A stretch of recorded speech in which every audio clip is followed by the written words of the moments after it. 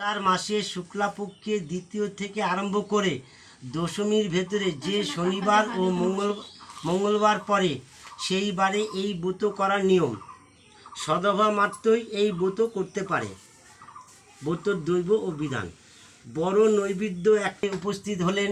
সেখানে শিব ও দুর্গা প্রণাম করে ঋষি জিজ্ঞাসা করলেন, প্রভু আপনি তো মঙ্গলময় আর সব রকম মঙ্গলের কারণ, এখন বলুন তো কি ব্রত করলে মানুষ সব রকম বিপদ থেকে মুক্তি পেতে পারে? নারদের কথা শুনে মহাদেব বলেন, যে স্ত্রীলোকে বিপদতারিণী ব্রত করে সে সব বিপদ থেকে উদ্ধার পায়।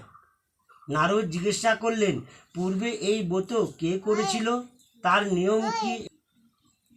সত্যনিষ্ঠা রাজা ছিলেন, তার স্ত্রী ছিলেন নানা গুণপতি সম্পদ।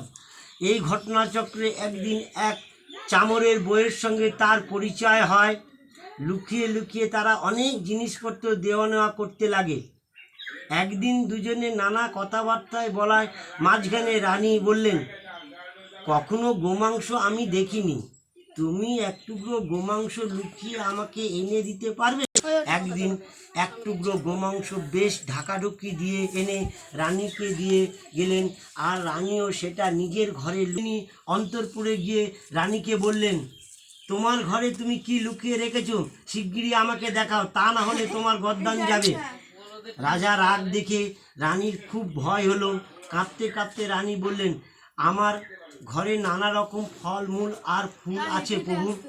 রাজাকে এই কথা বলার পর রানী মনে বিপদতারিণী, আমি আজ খুব বিপদে পড়েছি, আমাকে আশ্রয় দাও মা, এই বিপদ থেকে উদ্ধার করো মা, আমি সারা জীবন তোমার ব্রত পালন করব। রানীর প্রার্থনার দেবী সন্তুষ্ট হয়ে অভয় দিয়ে বললেন, তোমার স্তরে আমি সন্তুষ্ট হয়েছি, তোমার ঘরে যা ছিল সেটা এখন ফলমূল হয়ে গেছে, তুমি এখনই সেগুলো রাজাকে গিয়ে দেখাও, রাজা খুব সন্তুষ্ট হবে। মা দুর্গার কথা মতো রানী ঘরে গিয়ে দেখলেন সেই চুবড়িতে গোমাংসর বদলে রয়েছে এক রাশ ফলমূল। রানী তখন সব এনে রাজাকে দেখালেন, আর রাজা খুব সন্তুষ্ট হলো। ক্রমে রানী এই ব্রত করতে লাগলো। অনেকে সুখ ভোগ করতে দেহত্যাগ গেল। ব্রত পালন করলে সংসারে কোনো বিপদ আপদ থাকে না। মা বিপদতারিণী সকল বিপদ থেকে তাকে রক্ষা করে। জয় মা বিপদ।